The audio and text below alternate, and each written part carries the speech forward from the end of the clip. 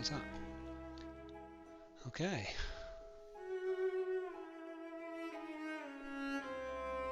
Brilliant. Just getting used to all this. But that looks like it's working. How fabulous. Okay. Today we are coding Space Invaders. I love Space Invaders. It's simple. And to be honest, I'm halfway through, so I've got the basics going. Let's see what we've got. Okay, so here's what we've got.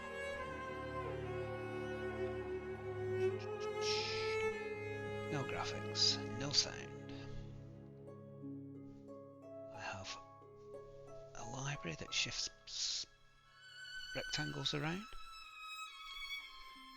and that's pretty much it. It's quite amazing what you can do with a few moving rectangles.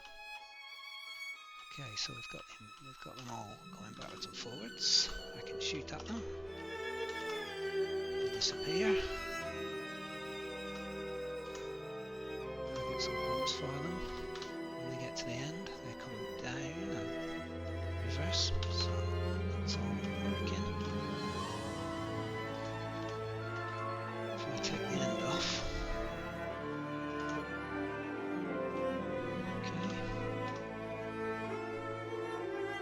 Should come all the way across, so I know that I'm missing one. Turn them round, that's it. Okay, there we go. So that's what we've got. What we don't have is, it's very easy. They're not really shooting back particularly quickly. They're also not speeding up, as I remember. This is all done from memory.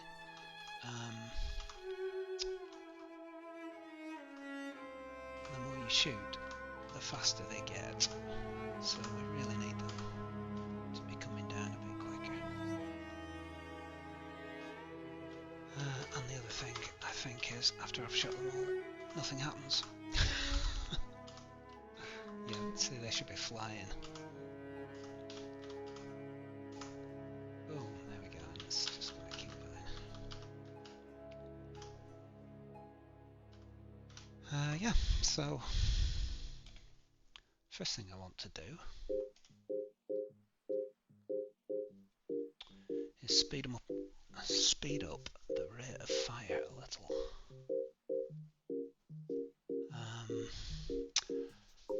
So this is all based on a little library that I'm working on. It's all Windows Direct 2D. And my library here is these 5 files, which will create me a Direct 2D window, look after the various bits of junk that needs.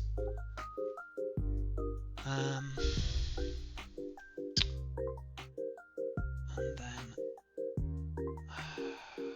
I have, let's have a look at the class view.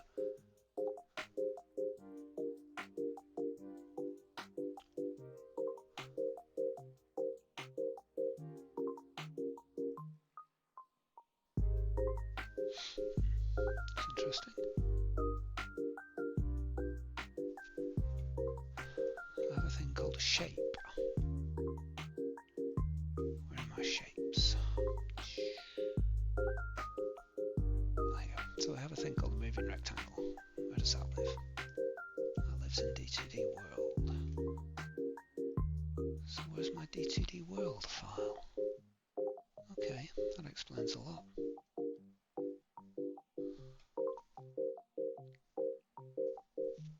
That's not actually there.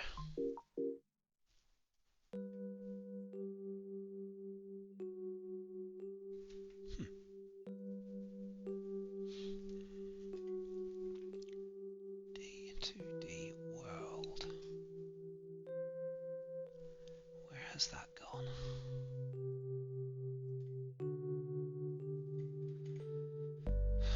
So we have a file that's not included in the build. Just find that.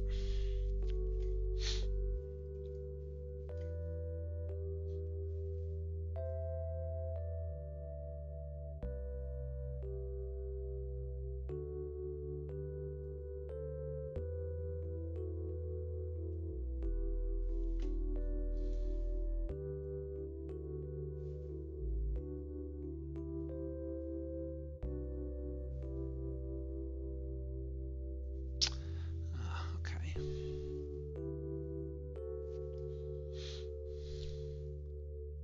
I remember. I moved it into here. There it is.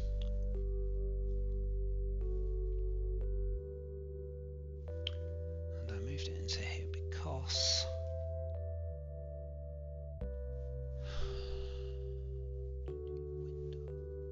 no idea why I moved it into here. Don't think it needs to be moved into there.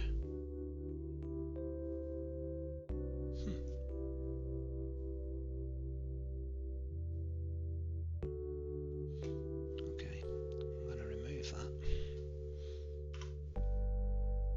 from there.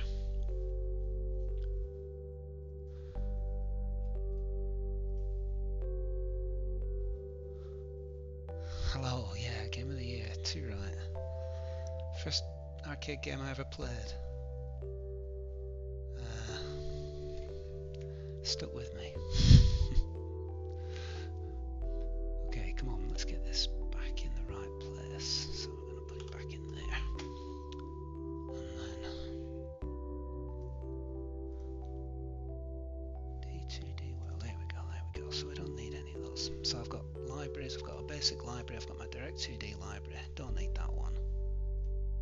2 libraries and the program itself. Okay, we're back.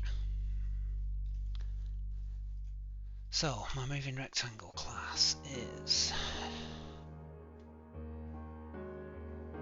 basically width and a height. It's based on a class called shape. Shape has a colour, a brush for drawing it, a bit of user data so we can store some game info, and an active flag.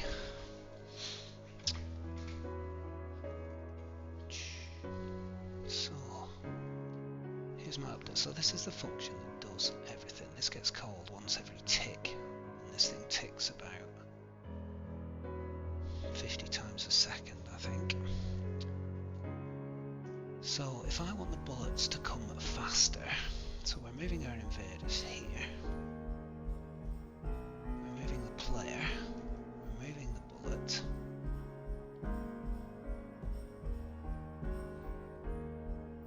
Moving and destroying invader bullets. Okay, so I have a list of invader bullets here.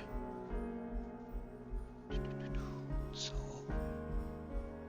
for each active invader, fire a bullet randomly. Okay, here we go. So at every tick it goes. Basically, there's a 10,000 to 1 chance that it will fire a bullet. So that's nice and easy. So let's just crank this up a little. I hate magic numbers. I'll start pulling out the numbers. So let's have a const int.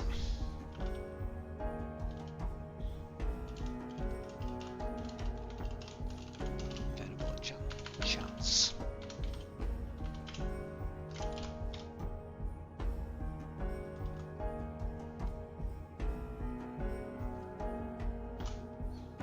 Okay. So 1 in 5,000.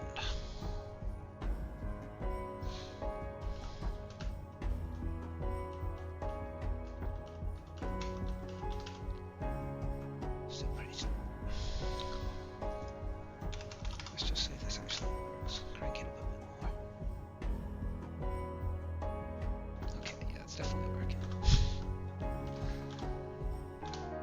So I'd probably want to see that kind of bullet rate at a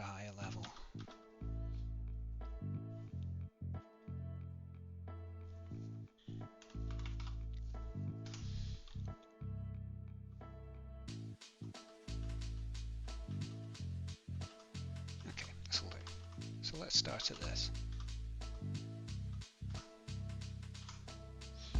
So that's a reasonable starting bullet rate. Okay, so let's look at, oh, there's an invader bullet speed there. Let's put them together.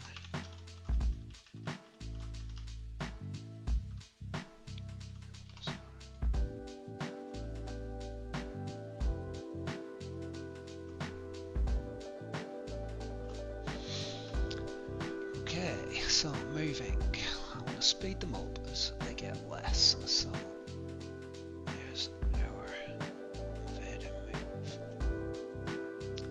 Okay, so the invaders are moving on a tick. T invader collapsed.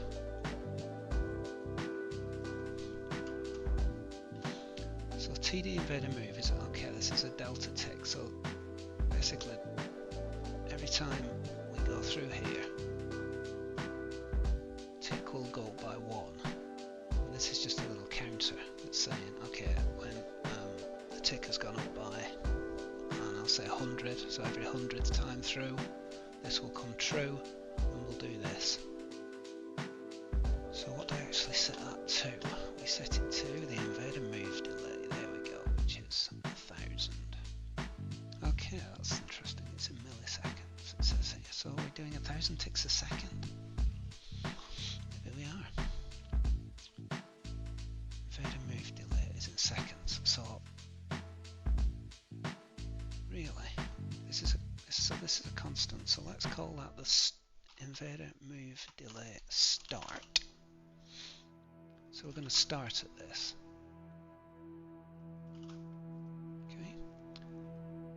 But each time an invader is hit, we want to increase this.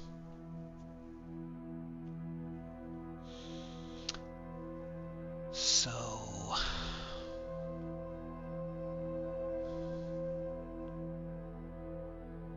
we need, okay, whereabouts? For each invader fans firing bullets, move, destroy invader bullets, show the bullets of the player. Did we hit an invader? Okay, so this is my, did we hit something? So we go through all of the invaders. For each one we say, is it active? And did we hit it with the bullet? If we did, we set it inactive.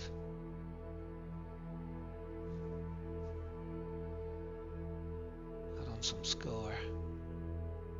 Set the player bullet back to, I think we use this to show that the bullet is in flight. So in effect, the player bullet disappears. Okay, so what we also want to do in here is speed up the invaders.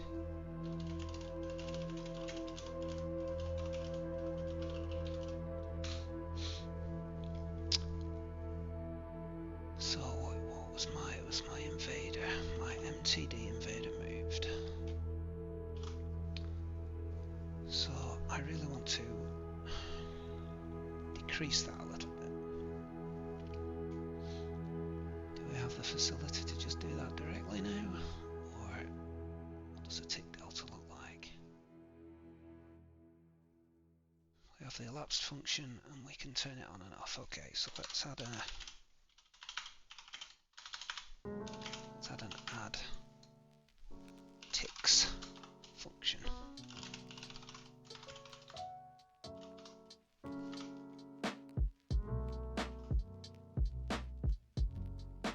What's that number of ticks? Okay, there we go. So if we add some negative ticks to this, that will speed it up.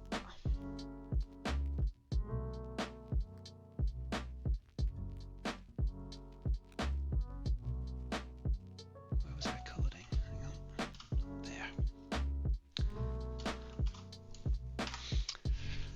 So let's go for, we'll make it really obvious just to make sure it's working. So I'll just add 100 on. Sorry, take 100 off. So that should speed it up by quite a lot just for one hit. purposes.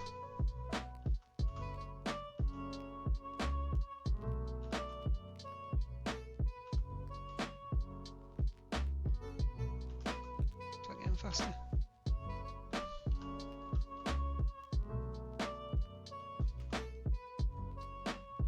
I'm gonna say yes.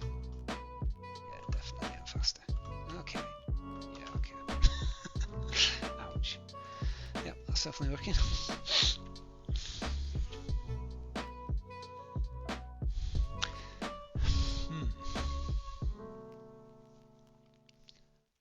I think first thing we're going to need is we're going to need a limit on that. And weirdly, the speed doesn't seem to speed up much. So we're not speeding up much until suddenly it just goes.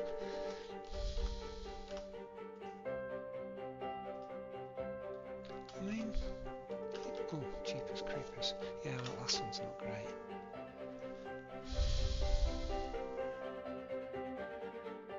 How many invaders have we got? We've got 1, 2, 3, 4, 5, 10, 40. So we've got 40. So if we've got 40, and how fast was that? Because that was the speed we kind of want the last one. 2, 3, 4, 5, 6, 7, 8, 9, 10.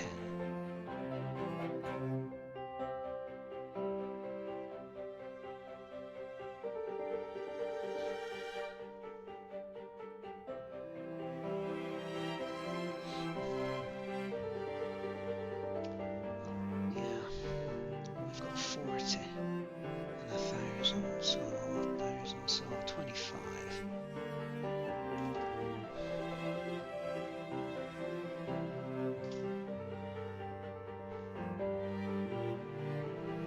Okay.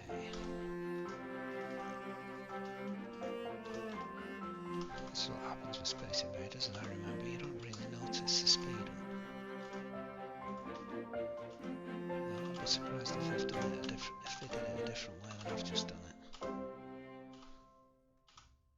So each one reduces the tick time. Okay, yeah, there we go. That's kind of working.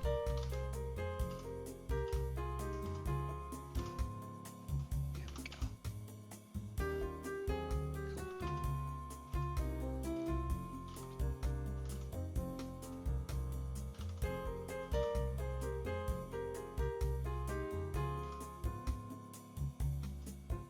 It's very flickery at that speed. I need to look at that. Ouch.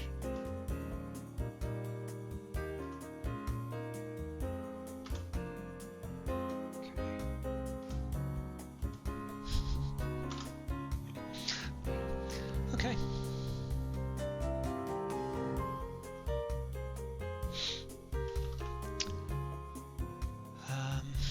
That's cool.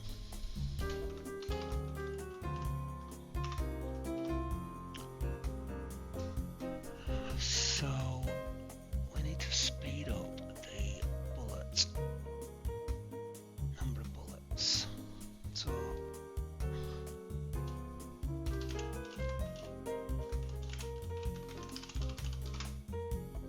we need to increase bullet chance.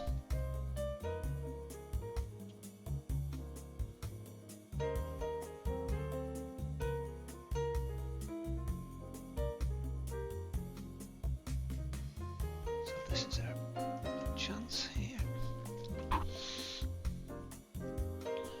That's okay again. That's a starting value.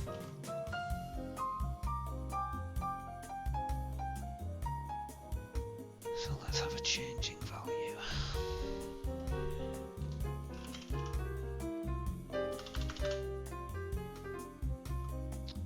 So this is going to be the changing value. We'll set it to be the start value at the top.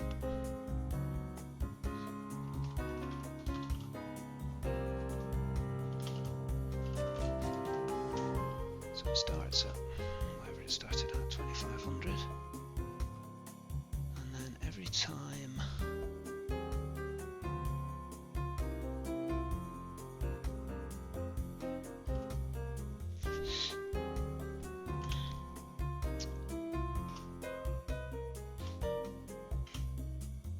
we want to make it smaller, so 1 in 2500.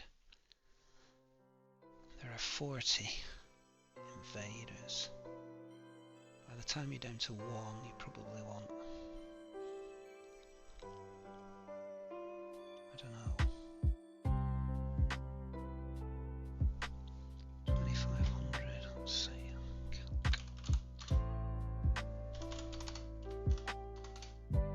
60. Let's take it 60, which means by the time there's one invader left, it will be firing almost continuously. And then the other thing we want to do is to use, oh yeah, I've done that. Okay, let's try that.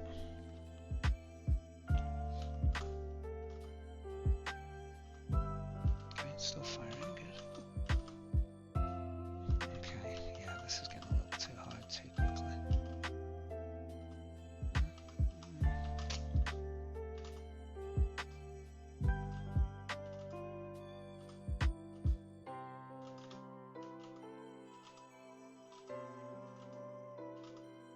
This is only the first wave.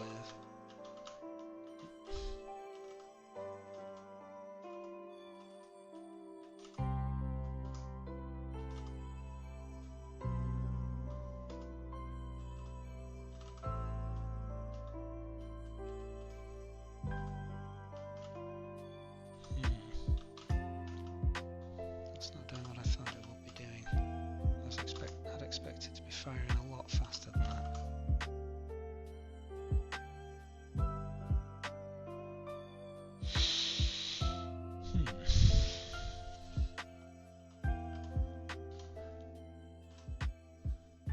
Starts at 2500, and every time an invader gets hit, we subtract 60. So 2500 minus 40 times 60.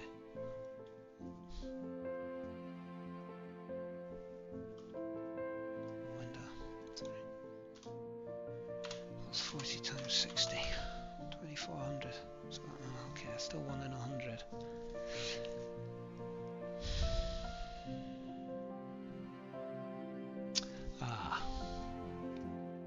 Yeah. So even though the chances are getting smaller, the number of invaders is getting smaller. And the chances are per invader. I think it does this. Yeah, it does this on every invader. Yeah, okay. That's annoying. So let's make this per invader.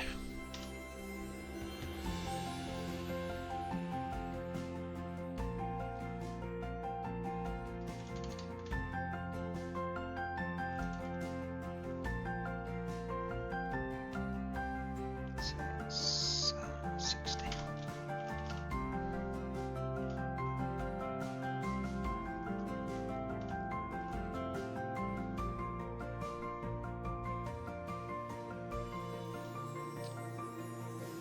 So I need to multiply this by the number of invaders we've got. The number of active invaders we've got as well. Because we don't actually delete them, we just say they're inactive.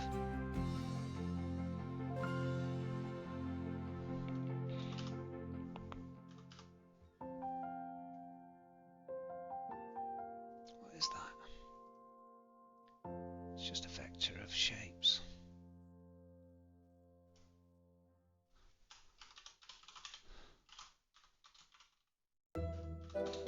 So I'm just going to put in a quick counter.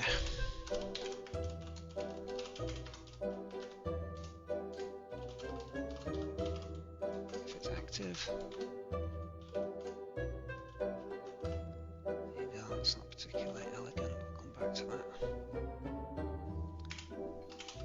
I can now multiply up my bullet chance. So that's a bullet chance per invader times the number of invaders. Okay, let's try that.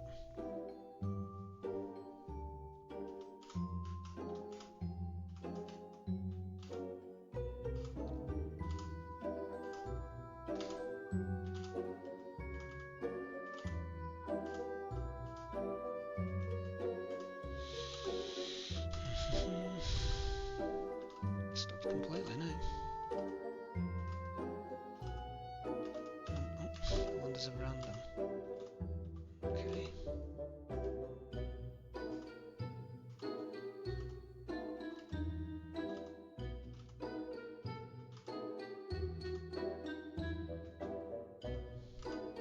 Guys.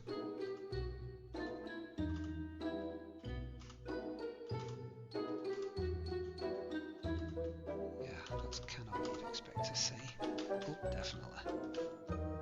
Yeah, like that. Okay, let's go.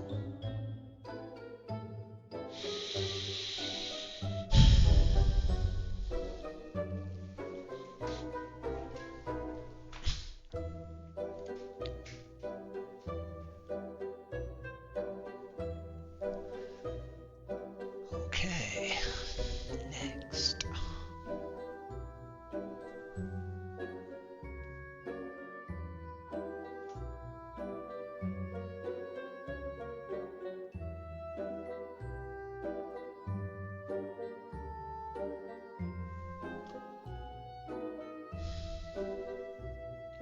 This guy should be bigger.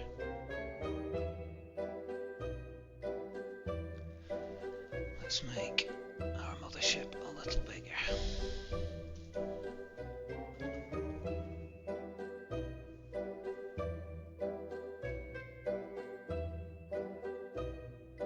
Where do we create a mothership? Here we go. Limeship width, limeship height. So let's just crank that up a little bit.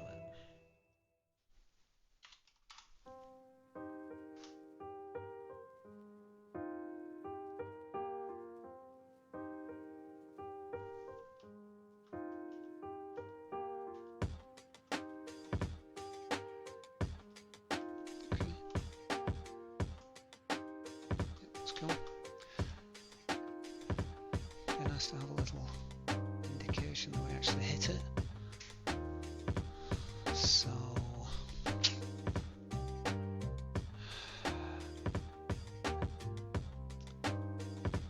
yeah. So if we hit it, did we hit the ship at the top? Okay. So if the ship's active and we hit it, basically just turn it off. So that's a bit boring. We could stop it and make it fade away, or I'm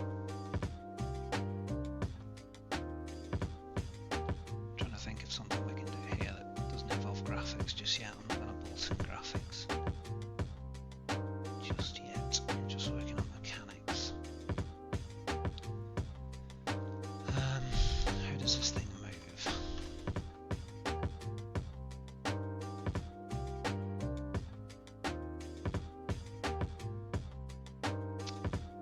So, if the mothership is active, if we're not going to hit, so rec bounce is the screen size basically, so if we're not going to hit the edge of the screen, we just move it. Otherwise, if we do hit the edge of the screen, we just disable the mothership. And again, the mothership's on a timer. So if the timer goes off, we set the mothership to be in the top left and we enable it. So that's the whole mothership. So if I stick I'll stick a boolean in here. We'll just have a simple bool which says mothership hit. When we start the mothership, I'm going to say it's not being hit.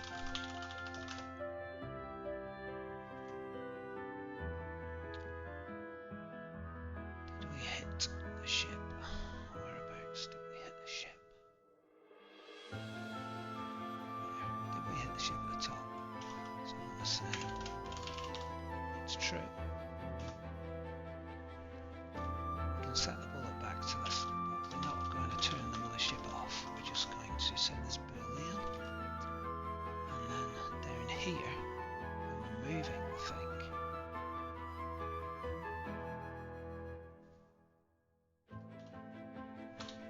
we're going to say if it's already been hit, don't do anything. Just don't do anything. So it should just stop.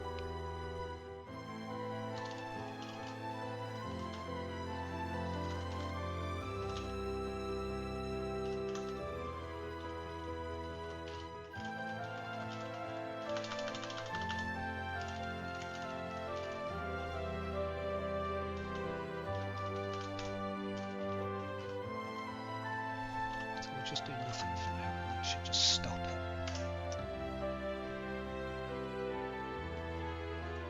All I've got to do now to test this is to hit stop it.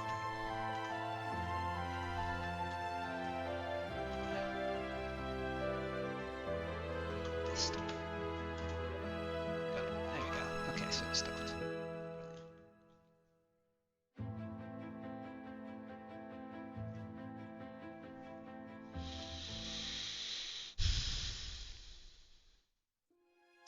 What happens in the game? Does it? I think it might flash up the score. Does it not flash up the score? We could do that. We could just make the wreck disappear and just put the score in there, just for a second or so. How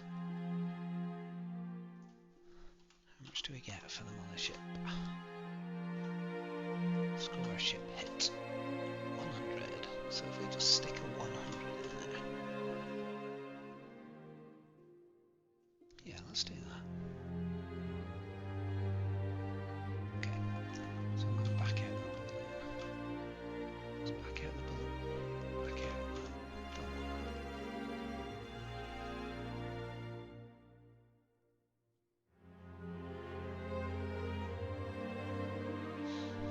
So I want some text.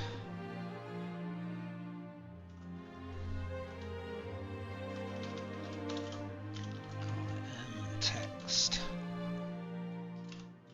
Mothership score. Hit. Okay. How does text work?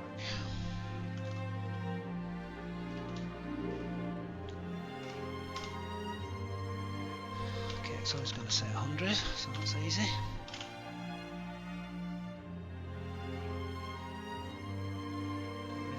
Starts because we're going to have to move it on top of the ship.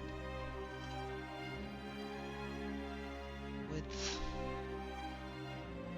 height, so I'll just copy these on the same size as the score. What's that direction? Okay, it's the direction it's moving, which is it's not moving.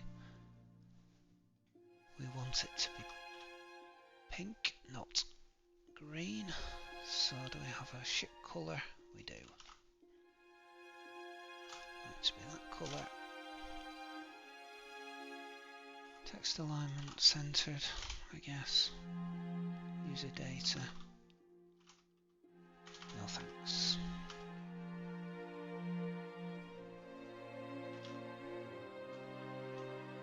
Doesn't like that for some reason.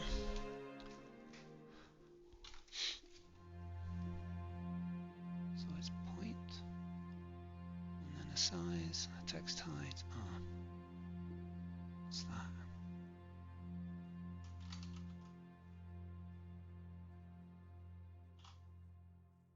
What is that?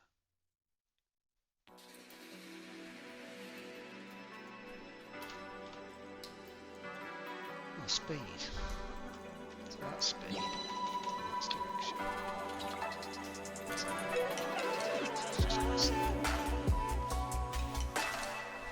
Okay.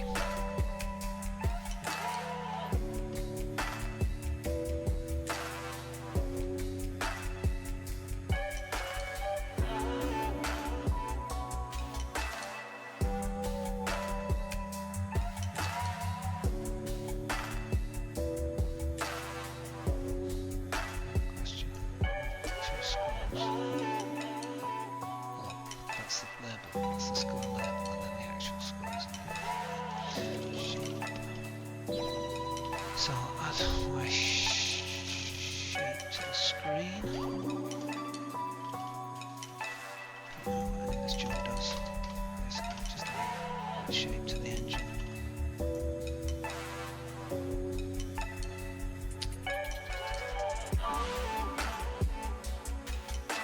Okay, so when we hit the ship here, we'll set its position.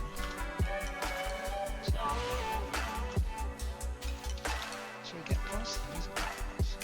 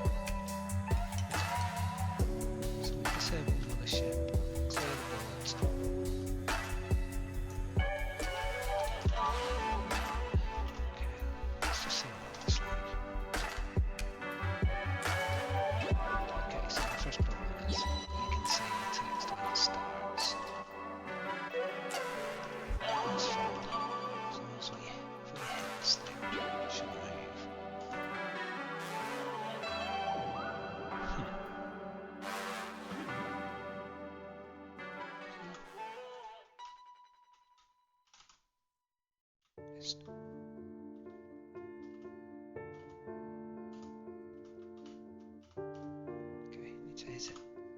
Oh, for goodness sake. Ah, got shot. Okay, let's try that again.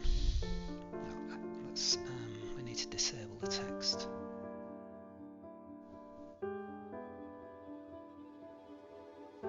So let's do this at the start so it doesn't appear.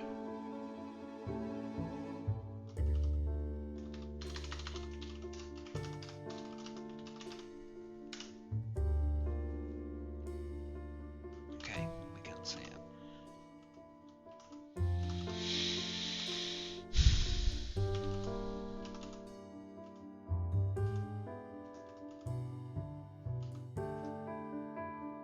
It seems to jump to the right.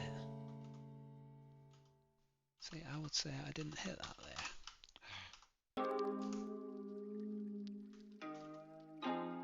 Yeah, it needs to disappear after a second or so. But the other thing that's worrying me is, yeah, it's definitely jumping to the right. Positioning is wrong.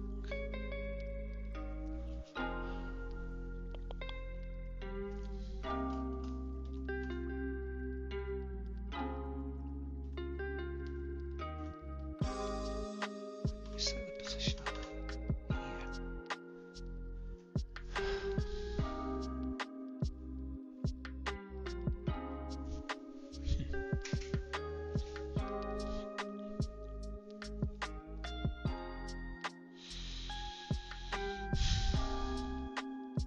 We haven't moved the mothership yet. It's done down here. So it's not as though the thing moved and then... That's weird.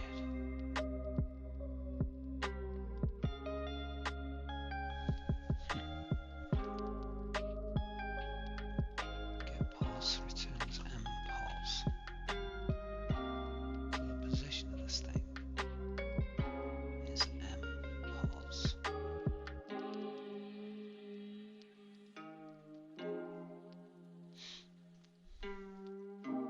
Well, the ship is a moving rectangle, so how do we draw? Oh, that's not a moving rectangle.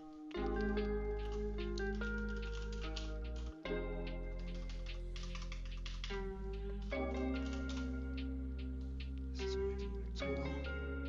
Got a draw here, pause, yeah, there.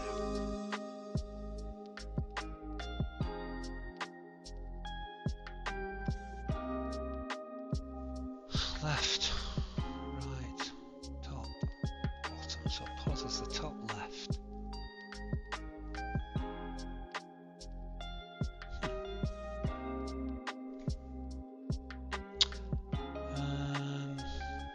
Maybe it's, yeah, okay, maybe it's because the text is a lot wider. have to set, as well as the position, we need to make sure it's the same size as the ship. Ah, here we go. Did I say it was 200 wide? I did. I said it was 200 wide. That's wrong. I want it to be the same width as the mothership, which is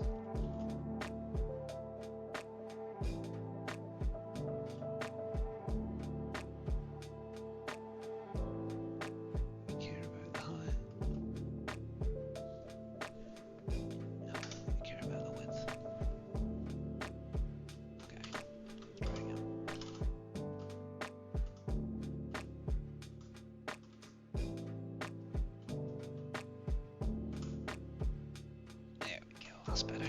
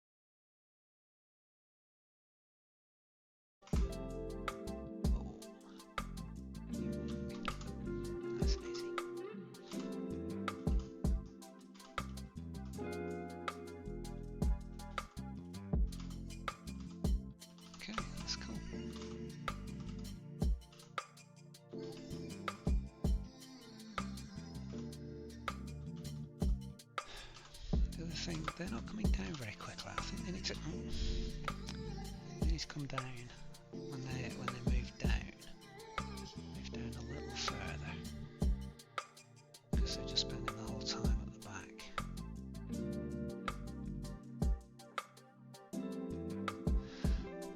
Okay, let's see what's that.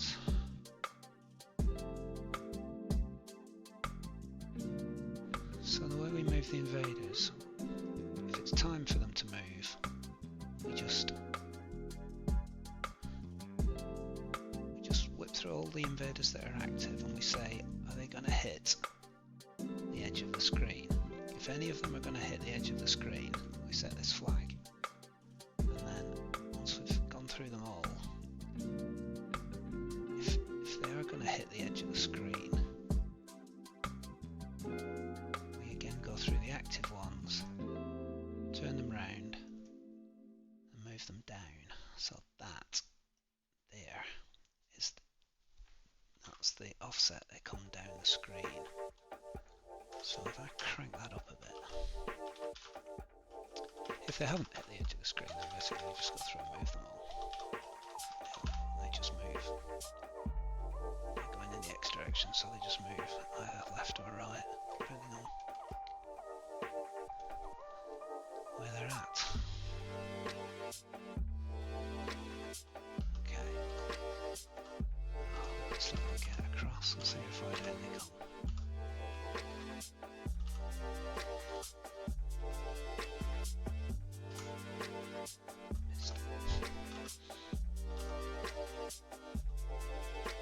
Okay.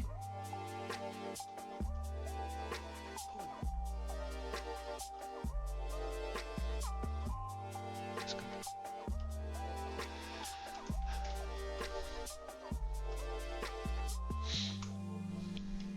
So the other thing I haven't got, the big thing that's missing here is the barriers that we hide behind. There's usually 3 or 4, can't remember how many, 4 maybe, barriers down the bottom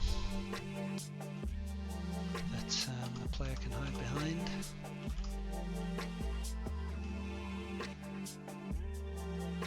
So I'm just going to stick them in.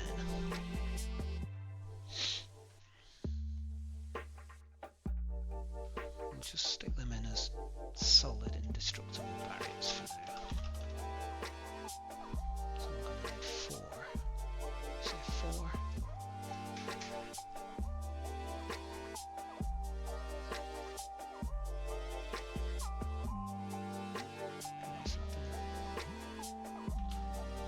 So I've got player bullet, the invaders, the invader bullets, the mothership, and the tech score. So let's have a stud vector of ships.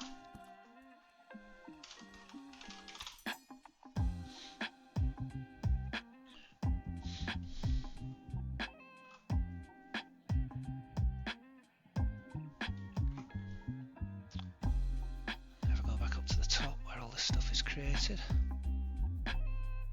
This is my create resources function, so this creates all the various Direct 2D resources.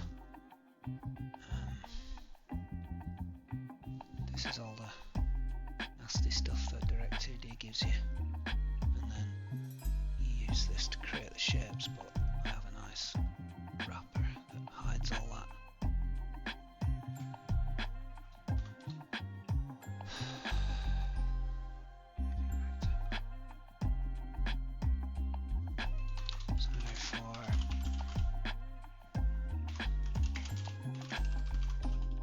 Just create 4.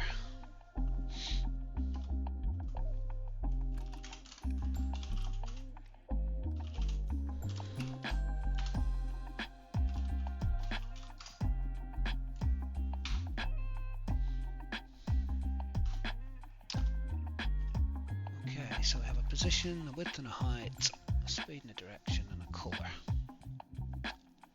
So the position is going to be, where does the player sit?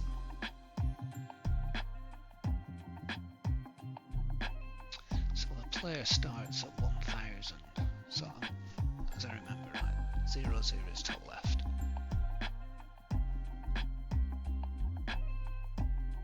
The screen is 1000 by 1080. So 1000 across and 1080, so 1000 is obviously right down at the bottom. So player is height 30. I would say we want it to be about 3 times the size of the player, so should we say 100. I'll put some constants in.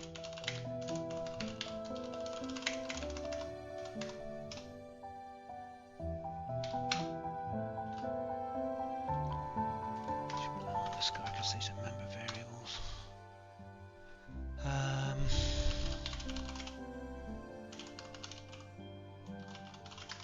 So 4 of them.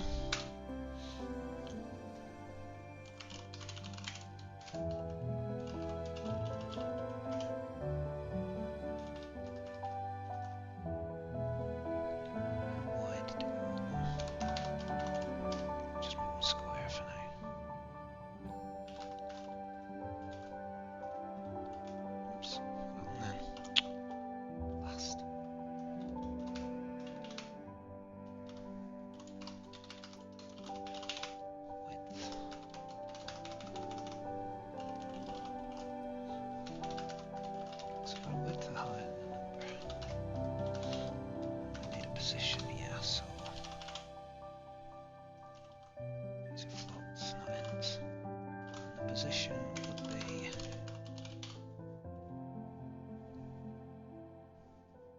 it's the Y position.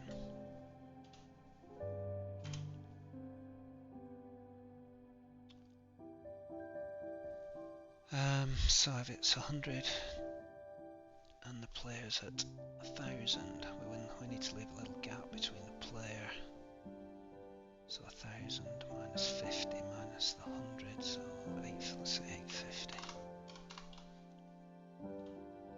From 850. So they'll go from 850 to 950, and there'll be a 50 gap, and then we'll have the player. Okay.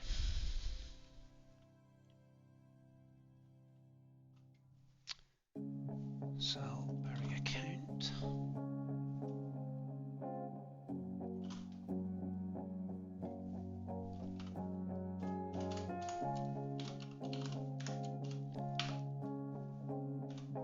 So any next in the Y position, well, we know the Y position, we've just fixed that at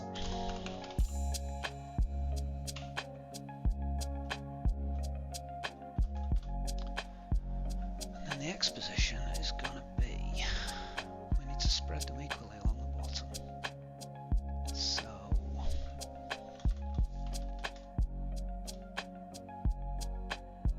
was the screen width? I think the screen width was 1,000. Screen width.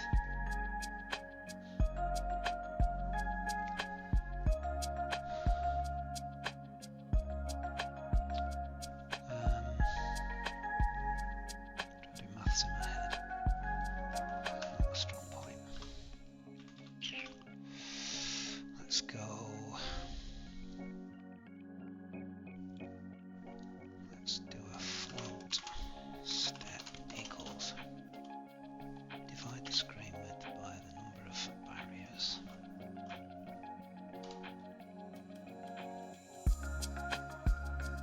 It's an integer. It's an integer. So make sure they're both floats before we do that division, so I get a decent answer.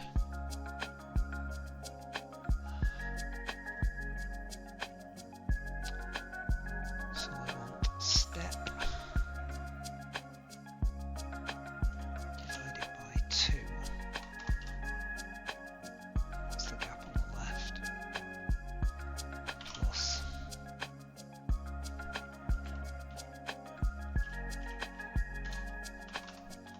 something like that. See how that goes. Width, I've done that.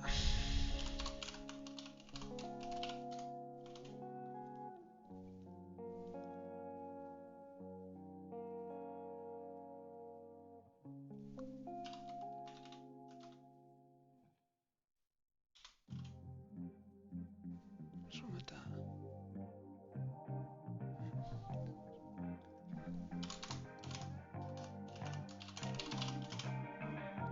Speed, direction, speed to float. Do that as a float. Colour, these are going to be green again, so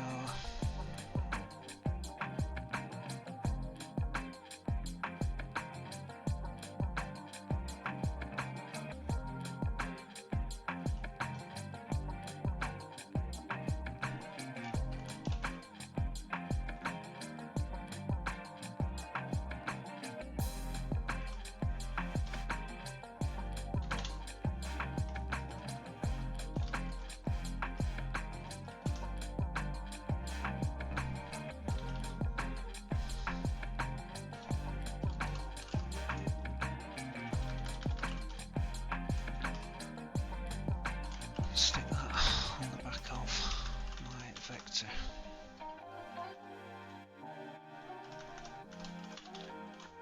And add it to the scene.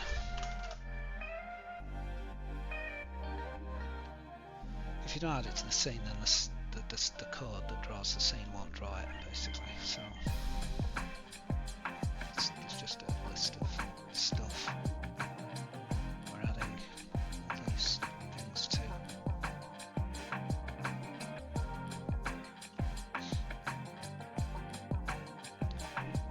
And then, because I've created that on the fly,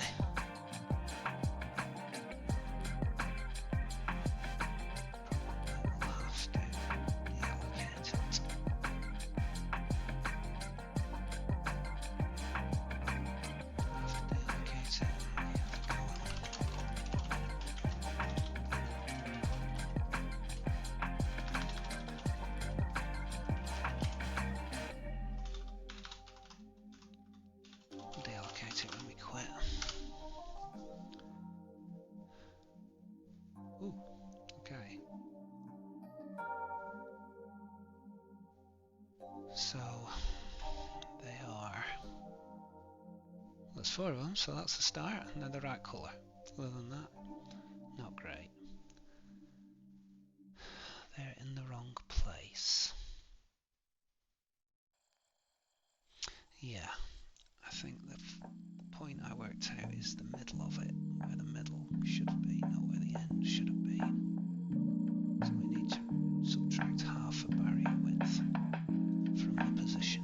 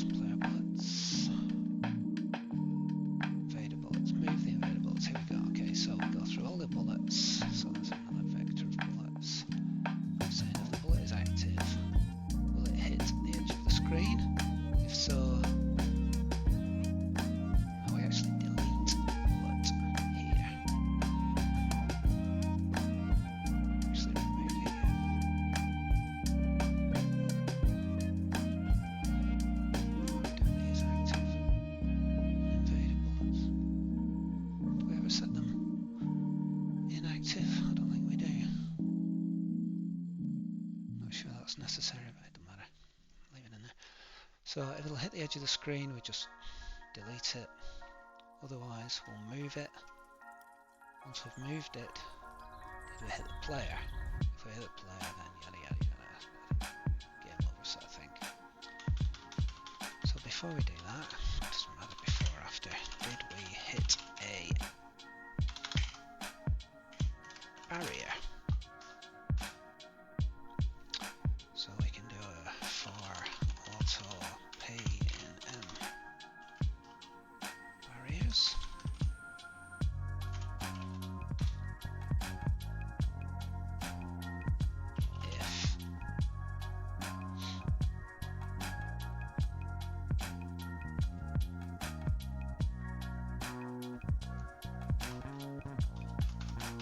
If star at is the bullet, hit test shape.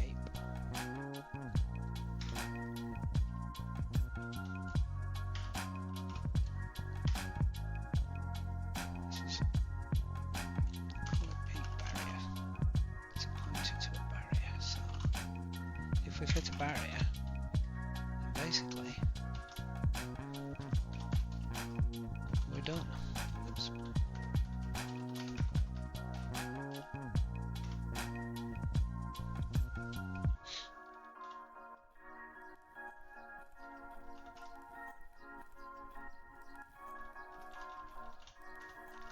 Problem with that continue is only going to break out of this for loop, and I need it to break out of this for loop. So the hit, just have a boolean here called hit barrier, which is false until we've checked that it has. Set true. Once we've hit barrier, we can come out of here, and then once we're done, we can say, did we hit barrier?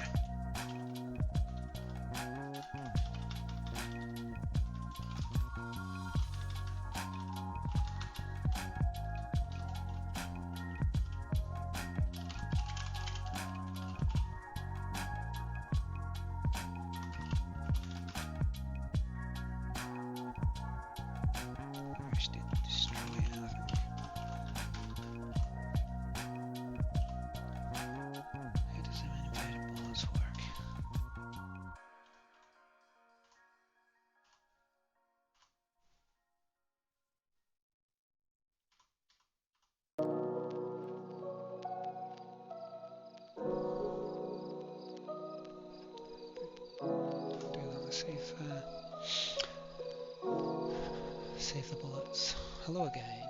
For watching. There we go. Cool. So now they're stopping at the barrier. Ha! That's cool. So I can just sit here all day.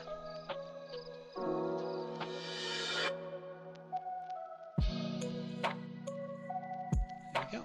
Fabulous. My bullets don't though. My bullets still go through it. So as I remember, when you used to shoot the barriers, they would start to disintegrate from the back. So I need to stop my bullet from going through it.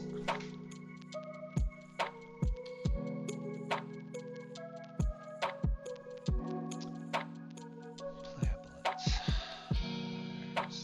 Move the player bullets. Okay. So if the player bullet's going to hit the edge of the screen, then we just clear it. Otherwise we move it and see what we hit. Did we hit an invader? Did we hit the ship at the top?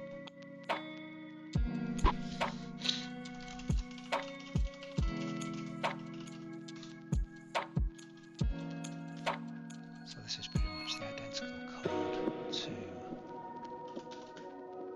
this.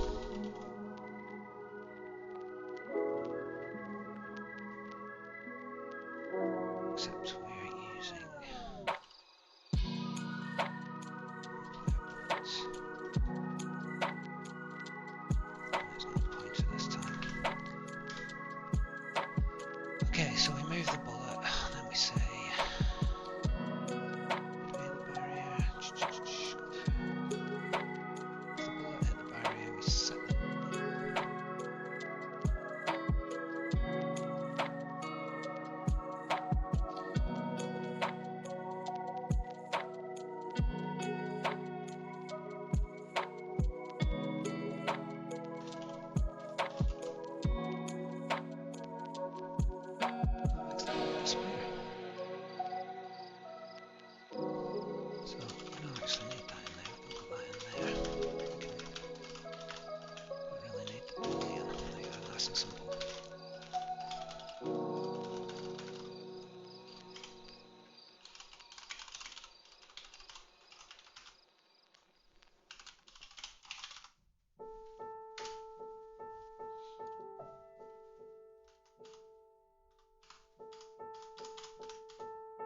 That's it.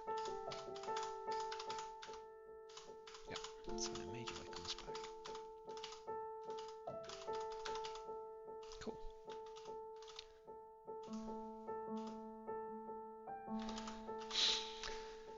So how do we implement the barriers becoming destroyed?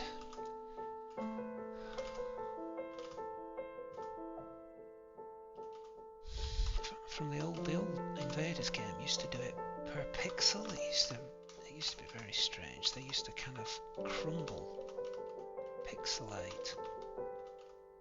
So big clunky rectangles are not going to work for that. I could make these out of a large grid of very, very small rectangles and just have them disappear as they get hit.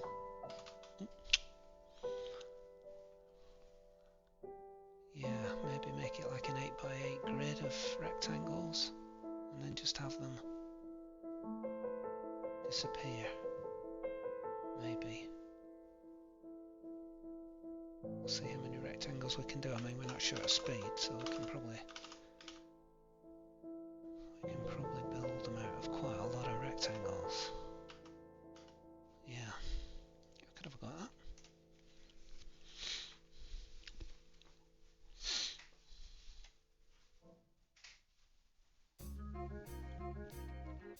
Okay.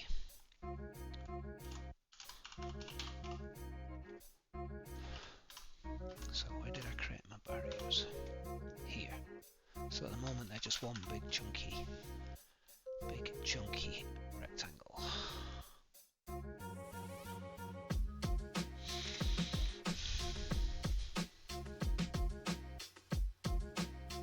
So what I'm in effect saying is, instead of making 4, I'm going to make 4 times, should we say 8x8, so 4 times, no, let's do 4x4, so 4 times 16, 4 times 16.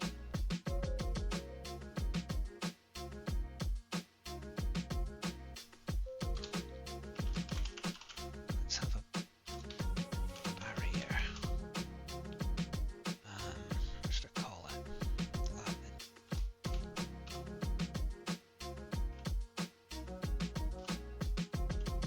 Divider, so that's how many squares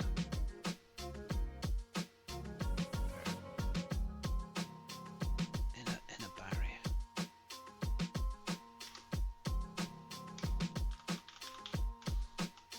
Along one side, yeah, so a barrier divided by 4 will give me 16 squares.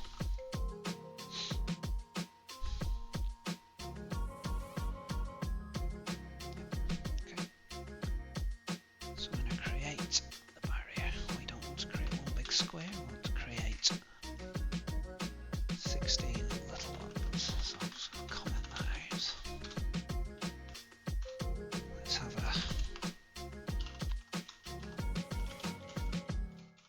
Wait, what? Let's have an X and Y loop. So those are the X's.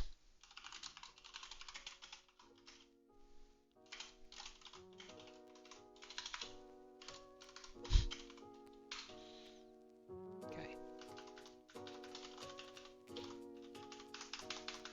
I'm going to create a barrier in here.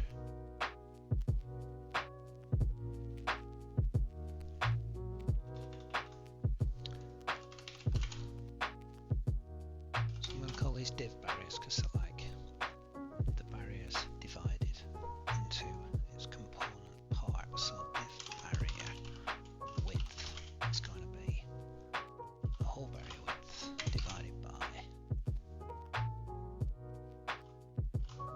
the divider.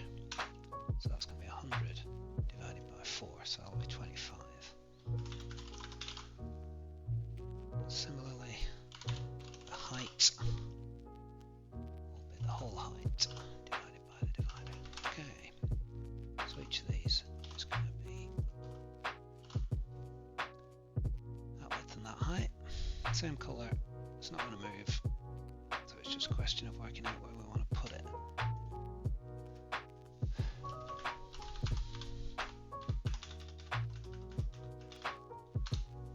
So the X position, X is going to be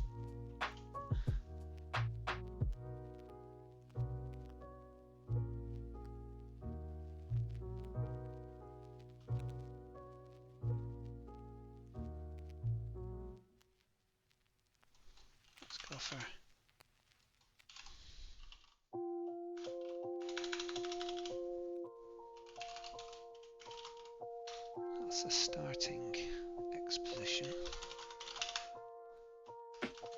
And the starting Y position is just, so that's the top left of the barrier at the moment.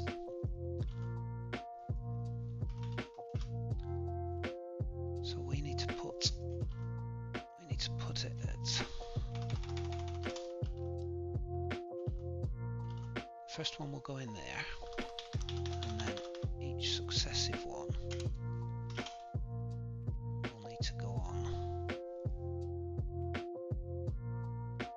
X, Y is a bit further along, so it will go across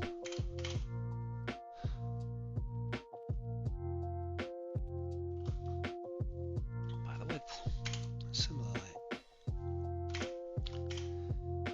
with the Y,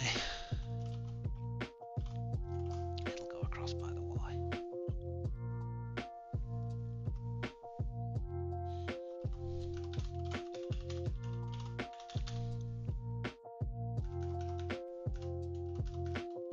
Need to make sure every one of these is in the list and has been added to the draw code.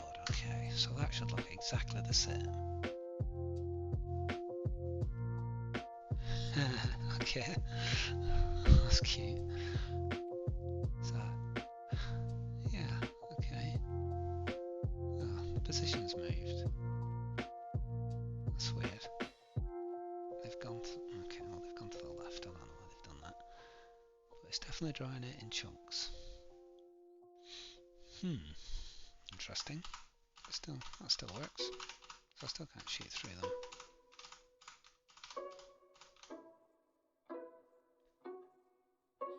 And if an invader shoots one,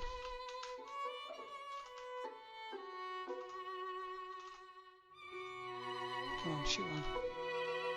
There we go, yeah, okay, that's fine. So for some reason, it's gone left.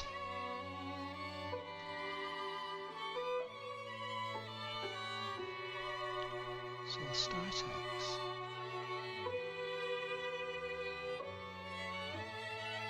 Step.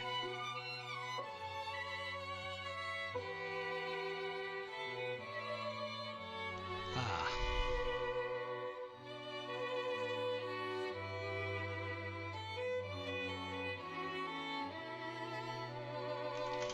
Is that that? Did I think I must have deleted a 2. Yeah, that's better. I deleted a 2. Okay.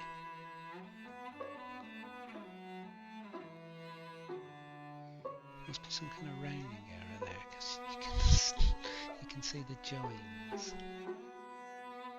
Not here, but here.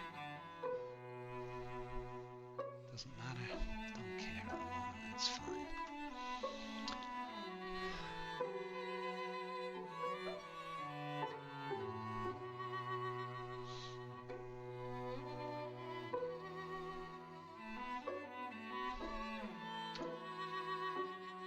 Okay, so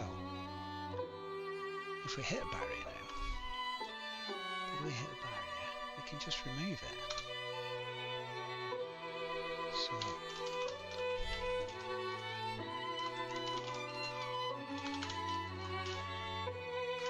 let's see what that does. Haha!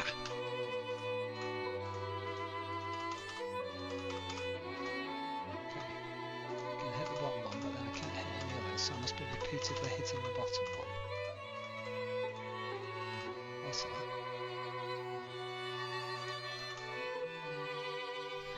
Invader boats, I'm hitting them.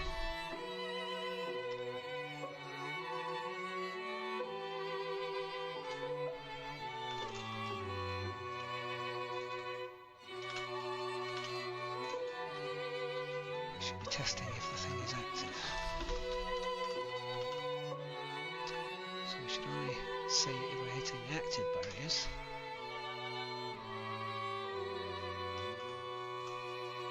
There we go.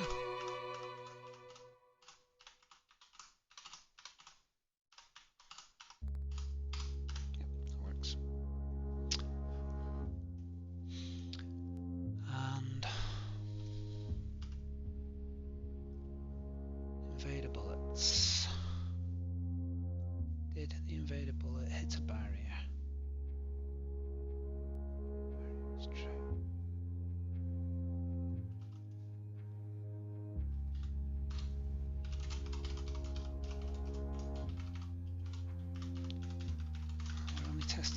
ones. And if we hit it,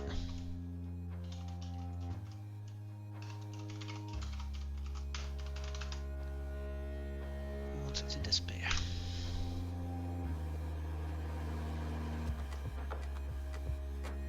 So, oh yeah, there we go. That's cool.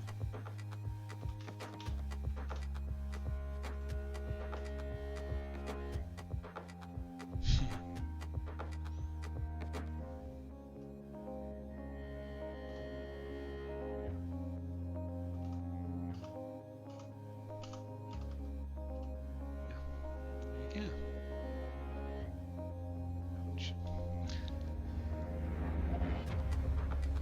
So theoretically, I should just be able to crank that 4 up to 8. I'll put it up to 8.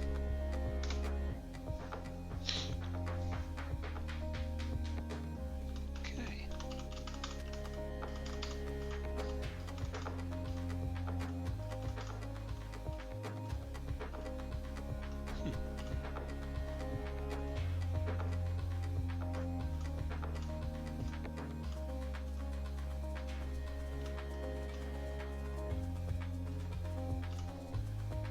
Interesting.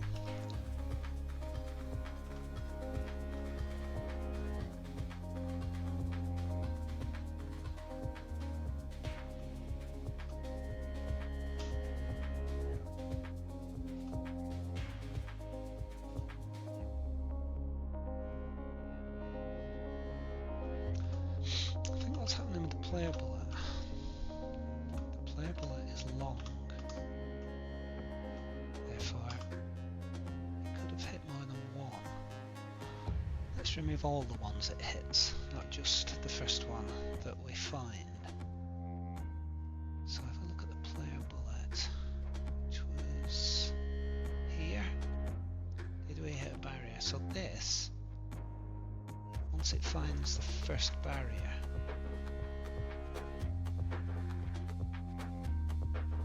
it just removes it and then it gives it looking. So if I remove that, it'll remove all the barriers it's hit. Yeah, there you go, see.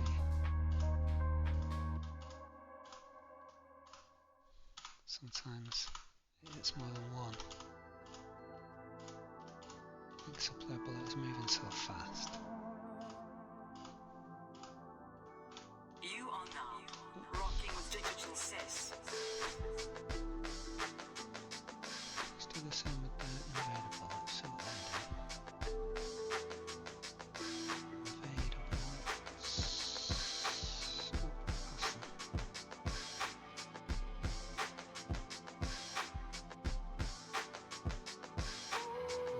So did we hit a barrier? Yeah, okay, so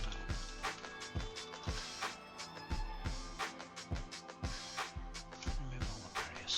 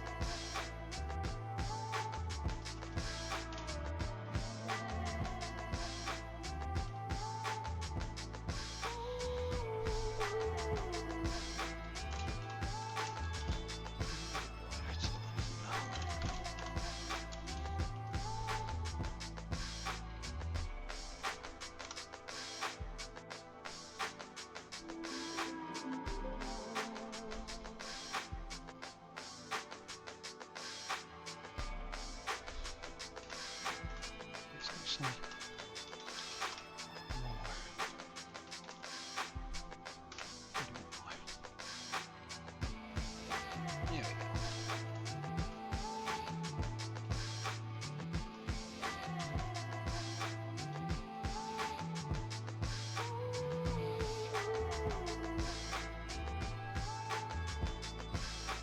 That's cool.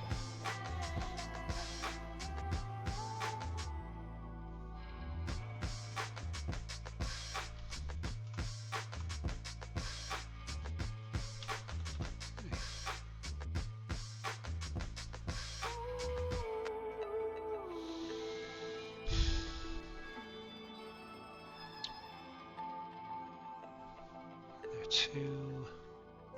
Okay, so just to make this a bit more challenging, they're too high. So I want them to be rectangular, not square. So where's my barrier stuff? Barrier height. Let's make them half as high. Invaders are going to have to be different. So next invaders.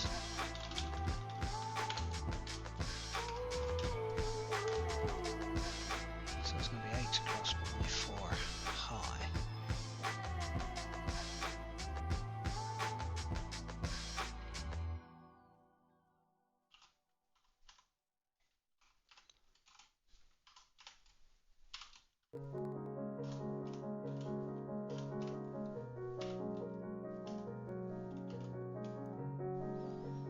Try that. Okay, that may be too small. Also, yeah, I've just left the top half and not the bottom half. Too small. Yeah, too small. Let's make them 6. They should be a bit lower down. If they're only 50 high, they need to be at 900.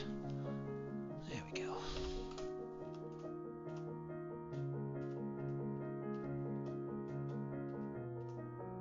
Yeah, that looks reasonable. Still can't hit that thing.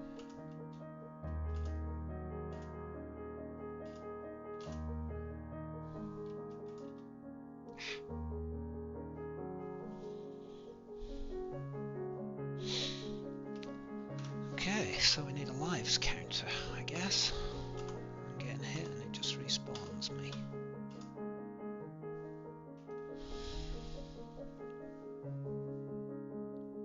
I have a lives counter over here? I can't remember. What do Space Invaders look like? I'm going to actually Google it. Score on the left.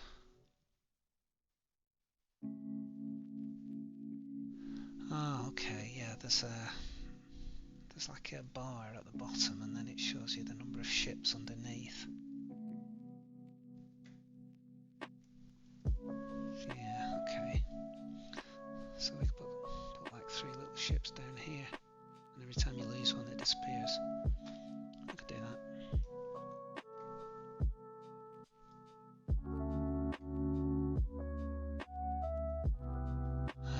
So let's have our player lives. Constant player lives. Of course, you always get 3.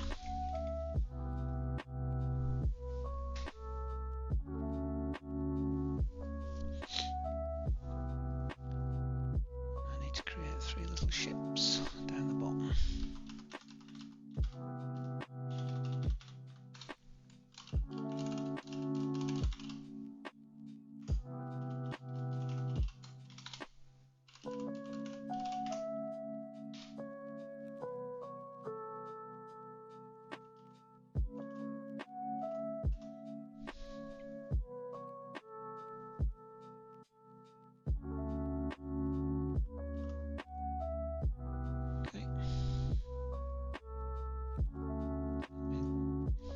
This is based on that, so I could stick one of them in there. Shape gives you more scope to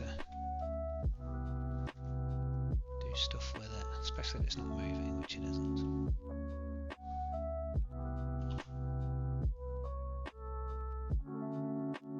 Okay, where do we create stuff? We create stuff in here.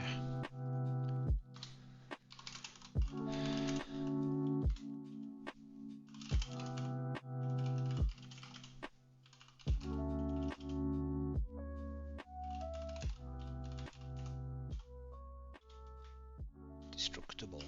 Good word. Is it destructible? Or destructible? I think it's destructible. Destructible. Google it. It's destructible. Create the pairs as grids of destructible rectangles. Yeah, okay.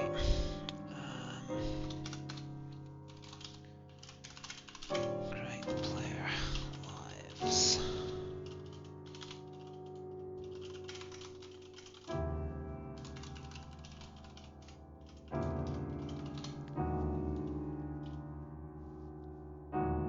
So that's the vector we're trying to fill in. So I want to create one of these things.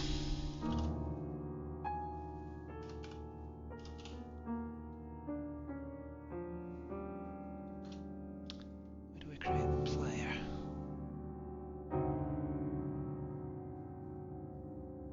So then let's create invaders.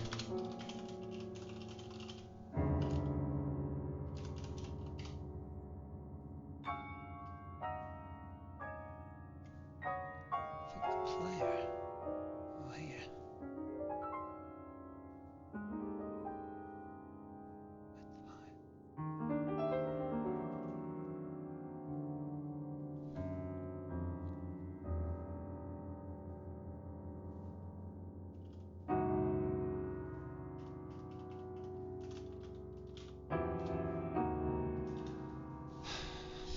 So that's going to create another player icon down where the player starts, so we want it underneath that. So player start. Oh yeah, so it plays at 1,000. We've got till 1,080. How high is the player? The player's only 30. So 1,000 to 1,030.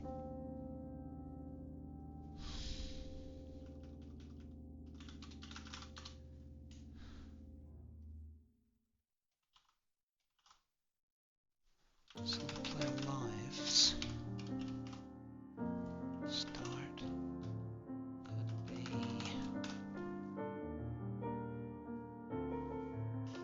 below that.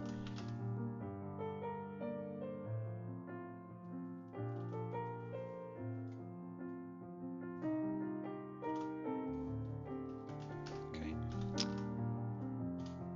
And then we're creating several of them, so we need to create them in a row going across.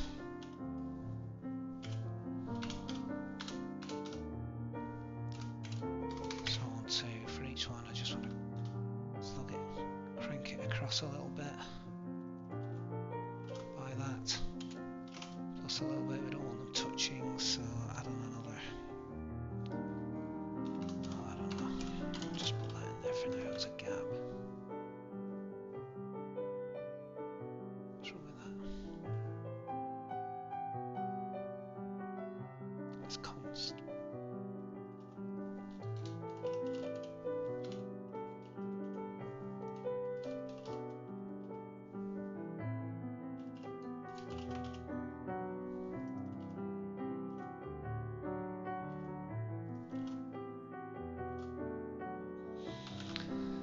Okay.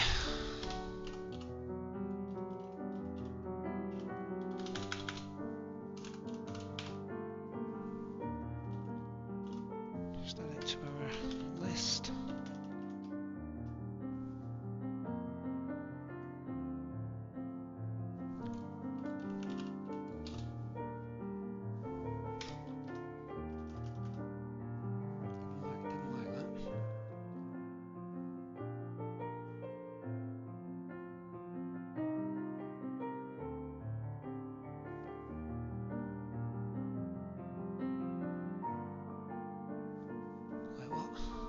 Expression must have a class type, but it has a type const int. That makes no sense. Ignore that.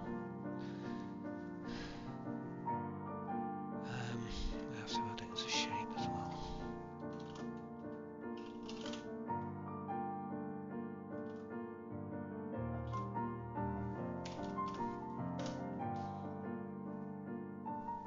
There's definitely a problem there. What's that saying? Player lives redefinition. Ah.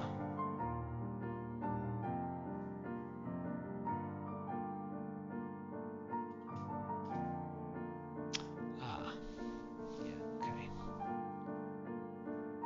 Call two variables the same thing. Yeah, fair enough.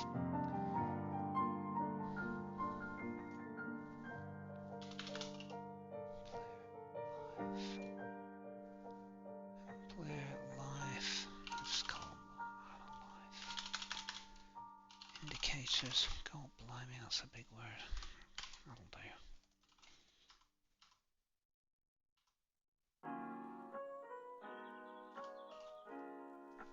Okay, what's that look like?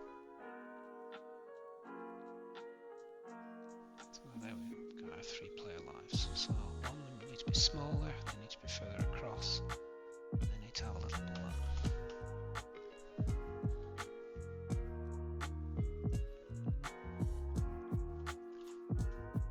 So pushing them across a bit.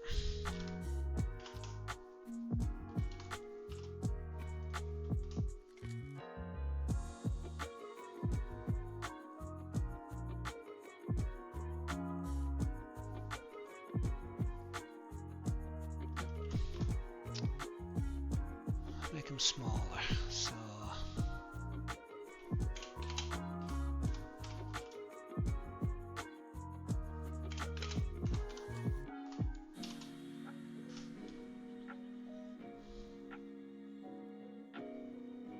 okay. Is that small enough?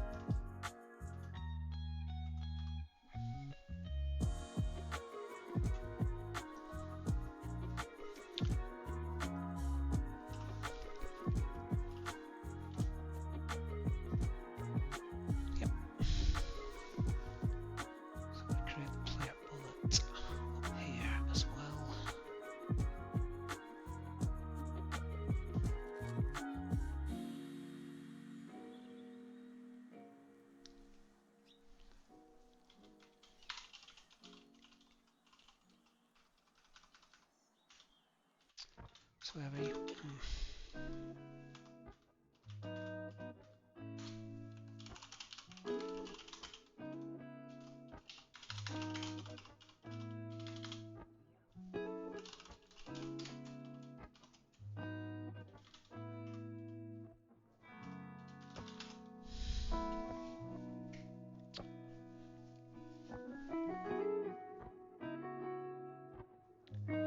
so we need to draw the bullet on top of the indicator.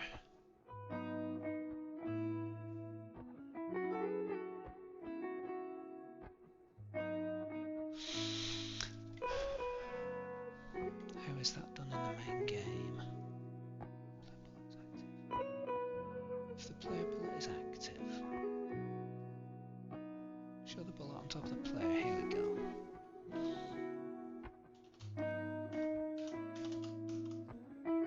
So that's given the player is sitting here, put the bullet there. So I need that code on each of my 3 icons.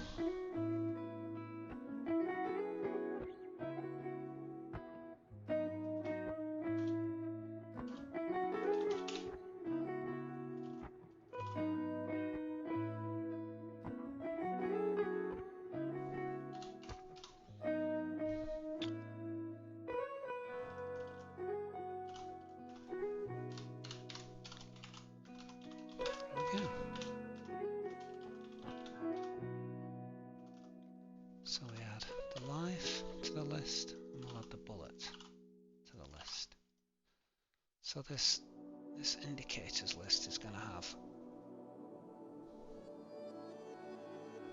rectangle, bullet, rectangle, bullet, rectangle, bullet.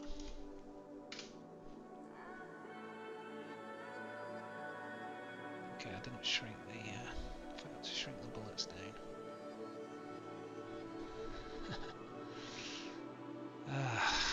Goodness me. Okay, so we'll have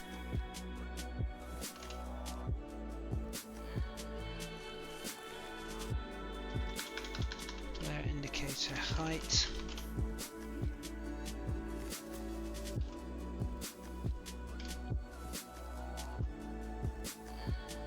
Maybe we'll just put 5 in there. Oh my goodness, I'm back in JavaScript.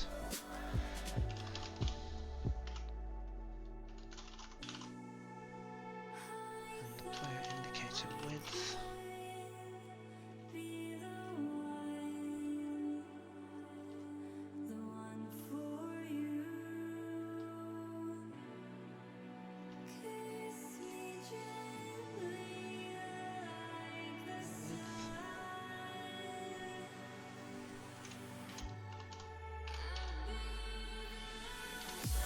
Shrinking everything down.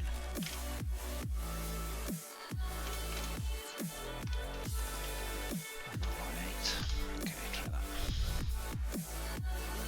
There we go. We might make it a bit smaller than that. Even smaller. Let's go.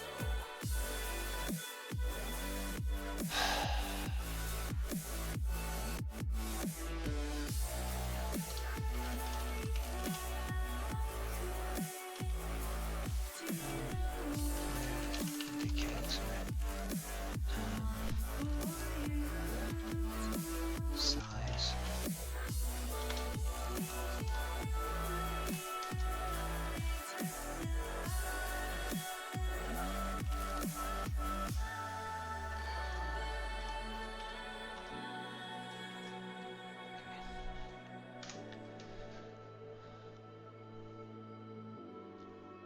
Okay, no, they're too small. Look at them closer together, I guess. They're too small.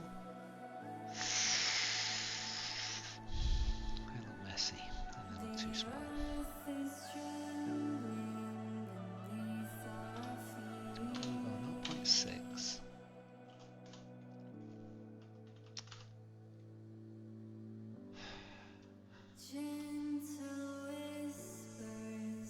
A bit close together.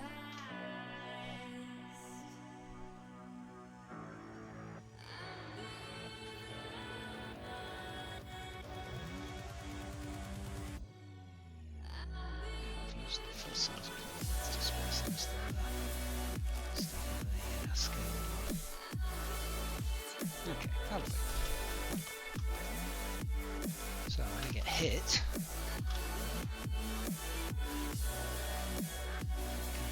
naughty. I'm going to stop firing out the barriers. There we go. So one of those should disappear. Okay, update function. Where do we hit? Move the player, move the player bullets. Destroy invaders. Did we hit the barrier? Did we hit the player? Here we go, did we hit the player? So, we need to track how many lives we've got left.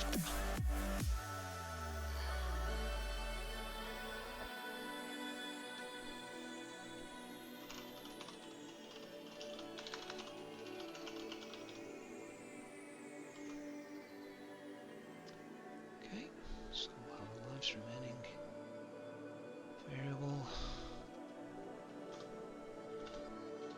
I'm going to set it to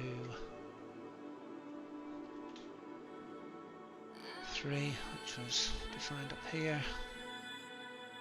I'm going to set it, start it off at 3. And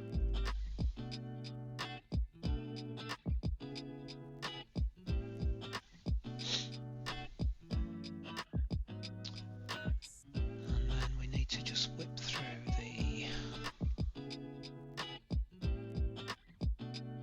list of indicators.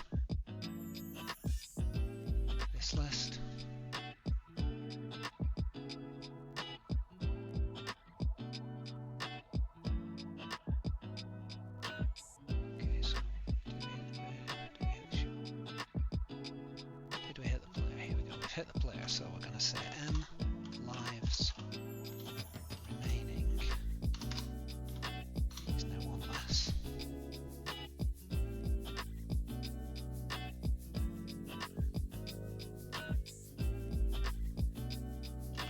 I'm going to go through the indicators.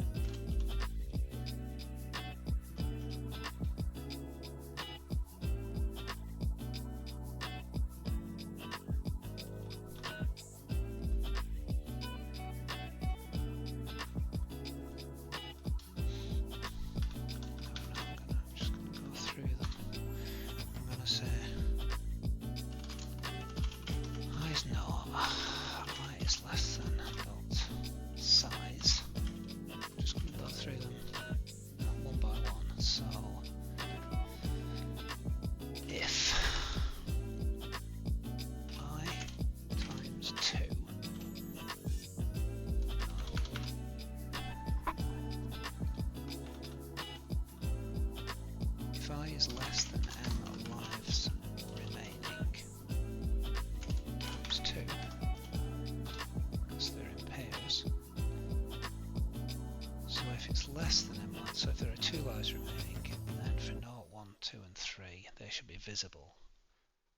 So we want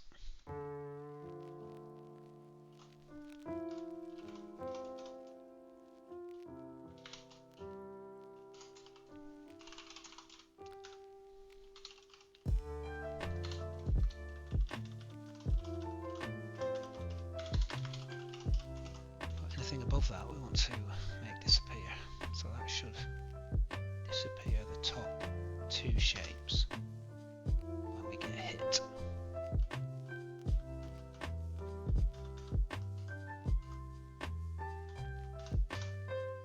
There we go.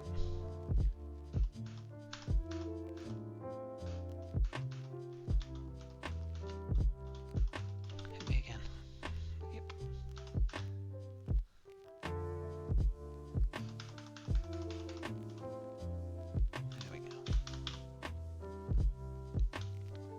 Should end at that point.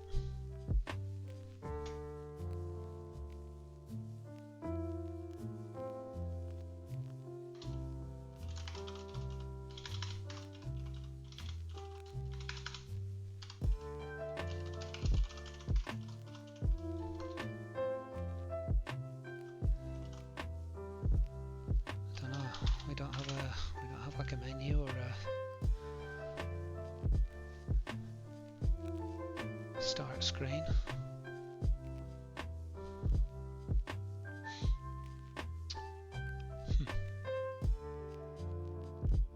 Maybe we should have a start screen.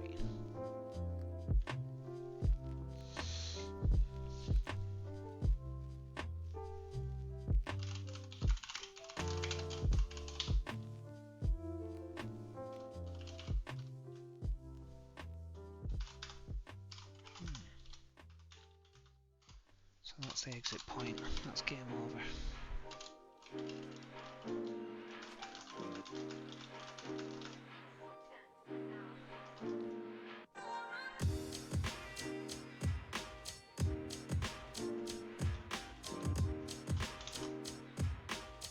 So some game over text. Just blast it right in the middle.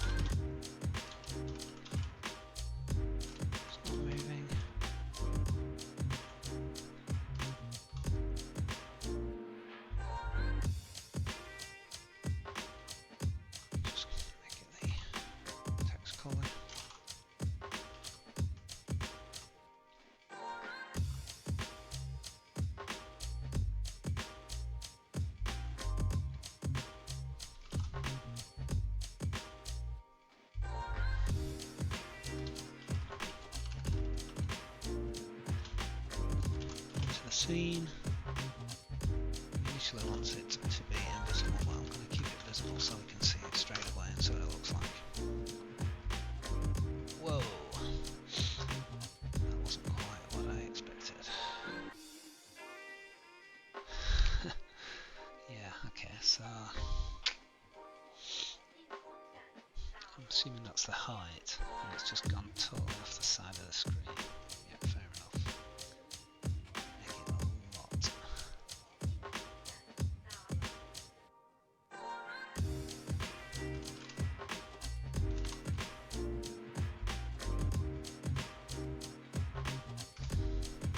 Make it 10 times shorter.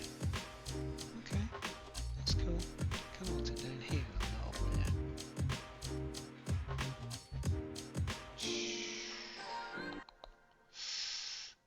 Okay, so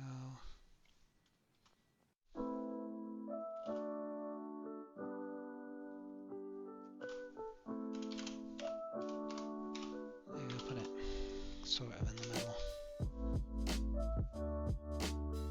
There we go, it's alright.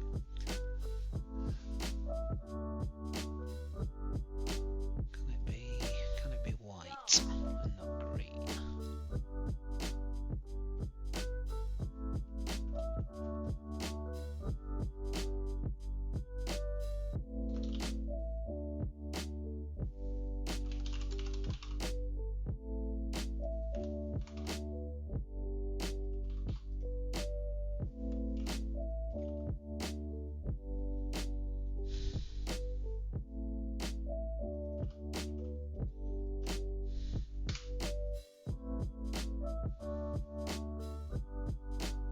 That's cool.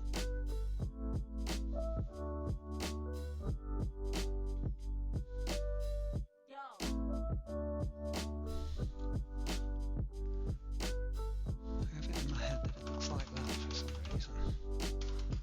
Don't know why.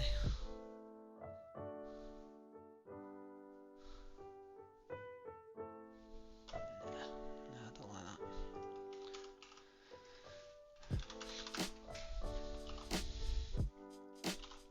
Okay, so we need to hide that initially.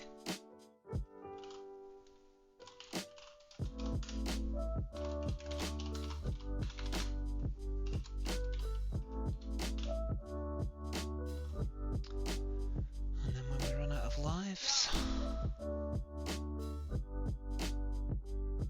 which was here.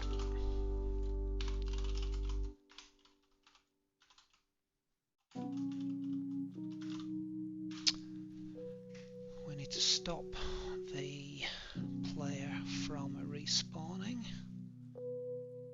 So this will be this, MTD player reset. So I think when the player dies, yeah, we set off this timer. And when that expires, the player is re-enabled.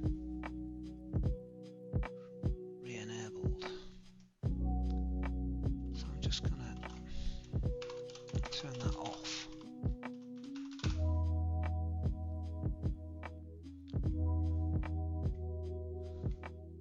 What else can we stop? Should we just stop the invaders?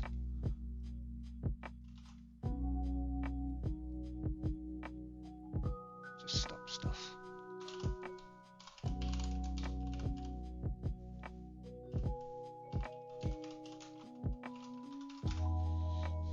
So that does.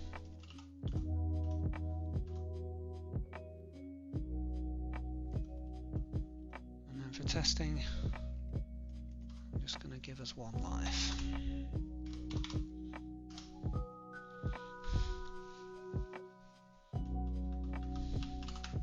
Okay, so I die, game over, and it just stops. Okay. Or it doesn't just stop.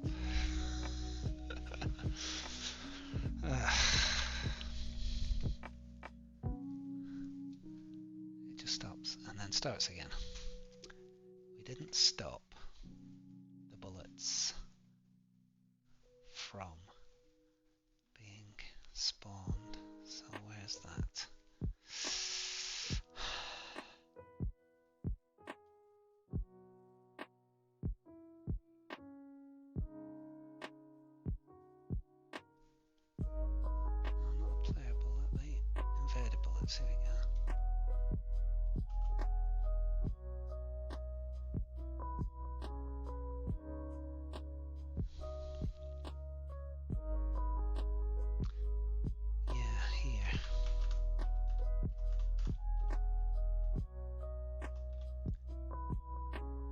So even if the invaders stop moving, we're still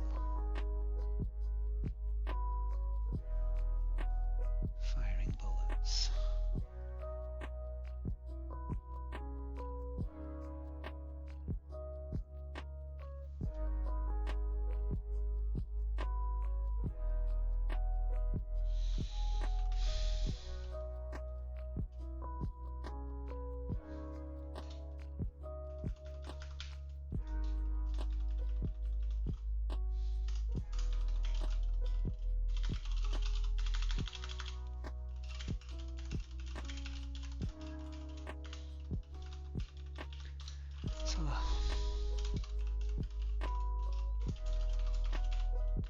So there's no point doing that.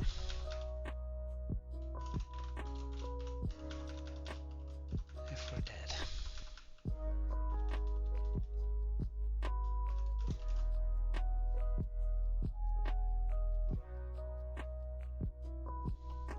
But I think what we'll do, if M lives remaining is, if there are no lives remaining, we can just leave here. Don't do any of this. So we're not going to count the invaders, we're not going to fire bullets, we're not going to respawn the player, we're not going to move the mothership. So that should just stop the game, basically.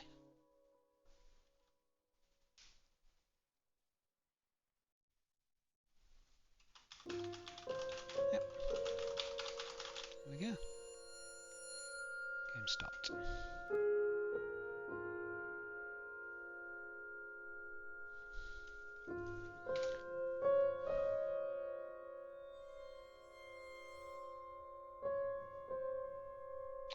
Come on.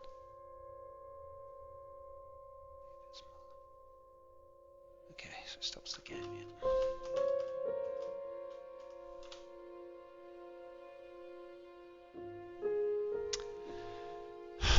If I remember, I've got these indicators wrong.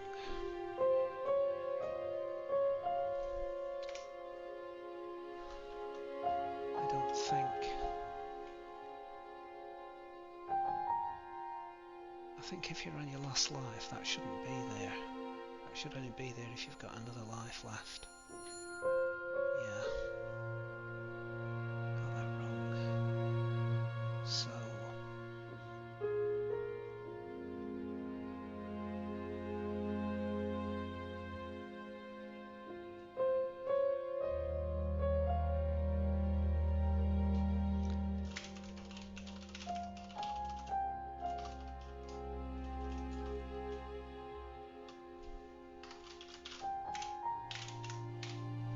So that's the last indicator we need to show.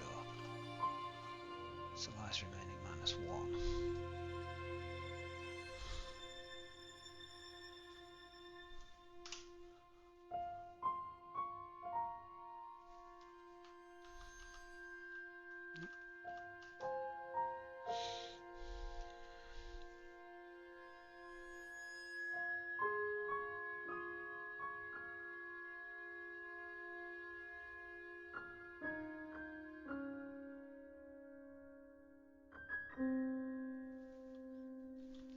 I'm going to call this update indicators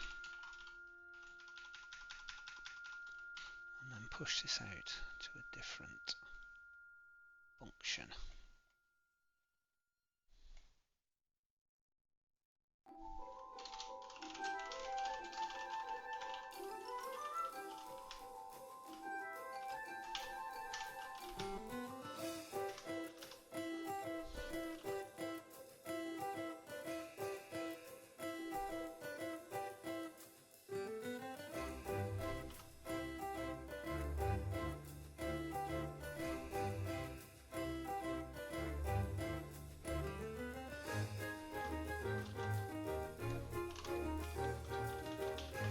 Make sure we do it when we start. There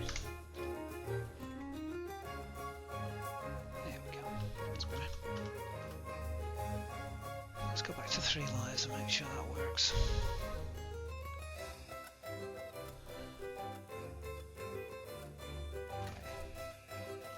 To 3 lives, so we should have 1 life and 2 showing at the bottom. That's better.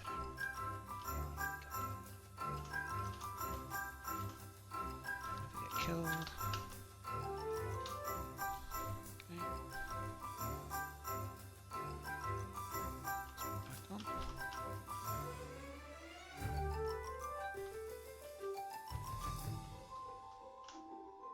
Killed again.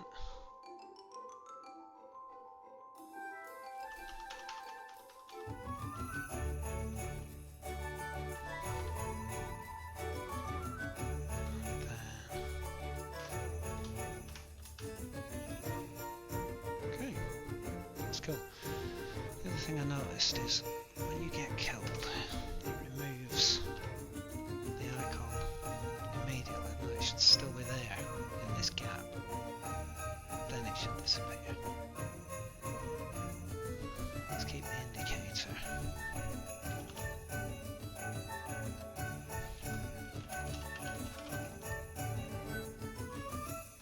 So here, we shouldn't do this as soon as we hit the player. We should do this when that thing expires.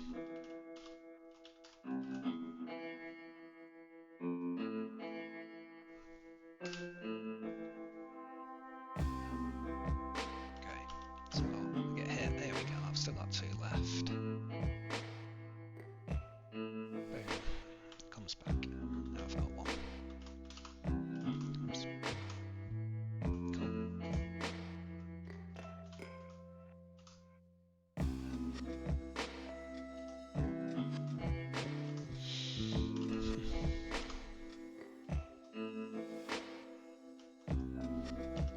Okay.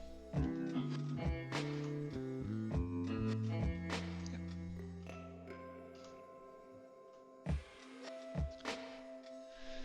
I'm running out of things to do. I'm going to have to do graphics.